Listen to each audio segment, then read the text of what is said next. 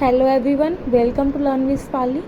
आज की इस वीडियो में हम बात करेंगे सिंपल हार्मोनिक मोशन के बारे में, जो कि 13th चैप्टर है BSc second year third semester का। ठीक है, सबसे पहले हम जानेंगे सिंपल हार्मोनिक मोशन होता क्या है। किसी भी पार्टिकल को हम ये ऐसे कब कहते हैं कि वो सिंपल हार्मोनिक मोशन के अंदर है। Particle is said to execute simple harmonic motion if it moves in a straight line such that its acceleration is always directed toward a fixed point in a line and is proportional to the direction of a particle from the fixed point। Definition क्या कहती है हमारे पास कि हम किसी particle को simple harmonic motion में तब कहेंगे कि अगर हमारे पास एक फिक्स पॉइंट है ओ, जिसे हम बोलते हैं मीन पोजीशन। ठीक है, और हमारा पार्टिकल सपोज यहाँ पे है पी, और ये हमारा पार्टिकल स्ट्रेट लाइन में फ्लो कर रहा है, मूव कर रहा है, और जिसकी जो एक्सेलरेशन है वो पॉजिटिवली इसके पास प्रोपोर्शनल है इसकी, मतलब जिसकी एक्सेलरेशन इसकी, हम किसी भी पार्टिकल को बोलेंगे SHM में है, SHM सिंपल हार्मोनिक मोशन को हम शॉर्ट में बोलते हैं SHM में है, अगर उसकी एक्सेलरेशन डायरेक्टली प्रोपोर्शनल है किसके, उसके एक्सेलरेशन के नेगेटिव के। अगर पार्टिकल इस साइड मूव कर रहा है तो उसकी एक्सेलरेशन इस साइड मूव करेगी। मतलब जो सिंपल हार्मोनिक मोशन में बॉडी पे फोर्स लगता है वो कौन सा फोर्स होता है, रिस्टोरिंग फोर्स। बॉडी के ऊपर जो फोर्स है वो उसको वापस खींच रहा है कि वो अपनी ओरिजिनल पोजीशन पे आ जाए। ठीक है, I hope it's clear. Now हमारे पास डेरिवेशन है एक कि अगर हमारे पास बॉडी है जो मूव कर रही है, जिसकी डिस्प्लेसमेंट x है, तो उसकी एक्सेलरेशन हमारे पास क्या हो जाएगी, x इसके डायरेक्टली प्रोपोर्शनल है, तो इसकी एक्सेलरेशन क्या हो जाएगी, यहाँ पे म्यू हमने कांस्टेंट लिया है। हमारे पास है कि अगर बॉडी SHM में है तो SHM के रूल से उसकी एक्सेलरेशन माइनस म्यू x हो जाएगी। तब हमने इसकी velocity and position of x निकालनी है। अब वो डेरिवेशन है हमारे पास, उसकी स्टेटमेंट है पहले, expression for a velocity and a position of a particle at any time when particle moves in a straight line such that its acceleration is always directed to a fixed point in a line and is proportional to the displacement of a particle from a fixed point.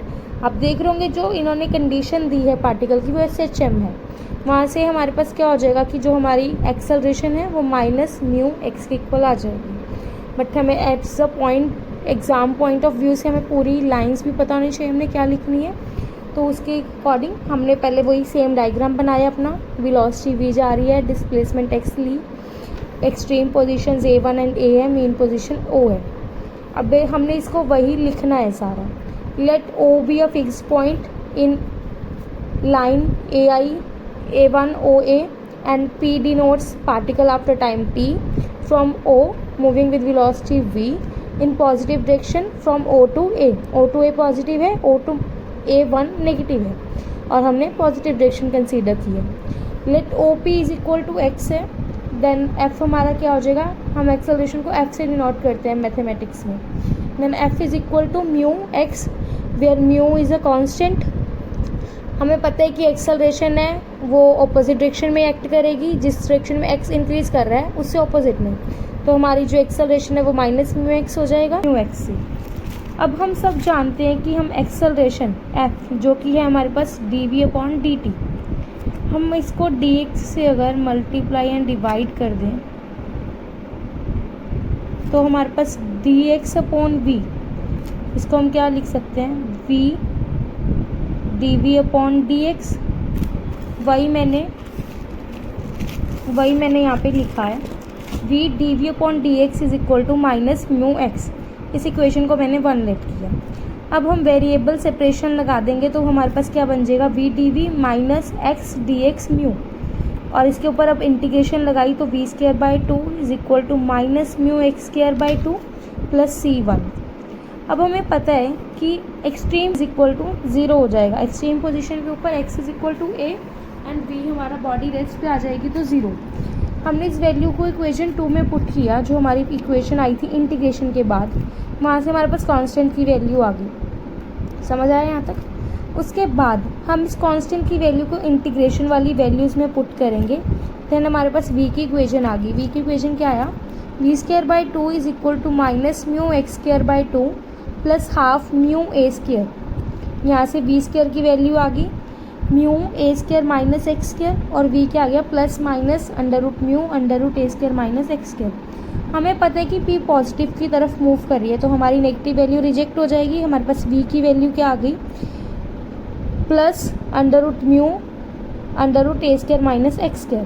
अब हमें पता है कि v dx/dt होता है, तो dx/dt हमारे पास v की वैल्यू के इक्वल आ गया। इन वेरिएबल सेपरेशन रूल लगाया, हमने वेरिएबल्स को सेपरेट किया, x वाले सेपरेट एंड t सेपरेट कर दिया, तो हमारे पास बना dx upon √a² minus x² is equal to √म्यू dt।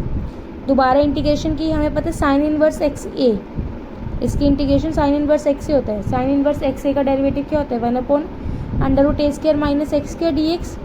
तो वहाँ से हमारे पास इंटीग्रेशन क्या आ गया? Sine inverse x by a is equal to √म्यू t plus c2। Similarly x 0 पे t 0 है, जब हमने इनिशियली स्टार्ट किया था पोजीशन, वहाँ पे पोजीशन भी 0 t भी 0, वहाँ से हमने कांस्टेंट की वैल्यू निकाली x 0 t 0 पुट करके। यहाँ से हमारे पास x की इक्वेशन क्या बन गई? a साइन √म्यू टी। बट हमें पता है कि एक्सट्रीम पोजीशन के ऊपर भी जब बॉडी रेस्ट पे आ जाएगी t 0 होगा। देन हमने एक्सट्रीम पोजीशन के लिए भी पुट किया कि t 0 and x is equal to a पे पुट किया, तो हमारे पास कांस्टेंट की वैल्यू क्या आ गई? π/2। देन इस कांस्टेंट को दोबारा इक्वेशन में पुट किया, तो हमारे पास वैल्यू क्या आ गई x की? x is equal to a cos √म्यू टी। इससे हमें पता चल गया कि जो हमारी डिस्प्लेसमेंट की इक्वेशन है वो साइन में भी हो सकती है, कोस में भी हो सकती है। इस तरीके से हम किसी भी SHM की वेलोसिटी एंड डिस्प्लेसमेंट की इक्वेशन निकाल सकते हैं। I hope this is clear to you all. Thanks for watching.